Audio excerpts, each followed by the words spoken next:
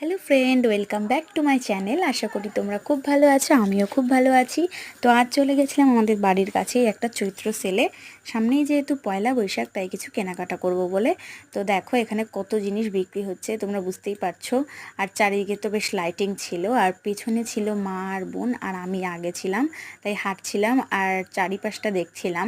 তো হঠাৎ দেখতে পেলাম যে রাস্তার পাশে একটা জায়গায় প্রোগ্রাম হচ্ছিল, একটা অনুষ্ঠান হচ্ছিল, আবৃত্তি। তো সেটাই শুনছিলাম। তো ফাইনালি চলে এলাম সেলের ভেতর। দেখো কত ভিড়, আর যেহেতু রবিবার তাই অনেক লোকের ভিড় ছিল, প্রচুর পরিমাণে লোকজন ছিল। আর এদিকে না বেলুন বিক্রি হচ্ছিল।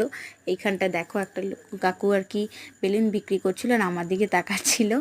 আর আমি যাচ্ছিলাম রাস্তা থেকে। তো হঠাৎ আমার তো খুব খিদে খিদে পেয়ে গেছে। মাকে তাই বলছিলাম যে খিদে খিদে পেয়ে গেছে। মা বললো ঠিক আছে চল চাউমিন খেয়ে আসি।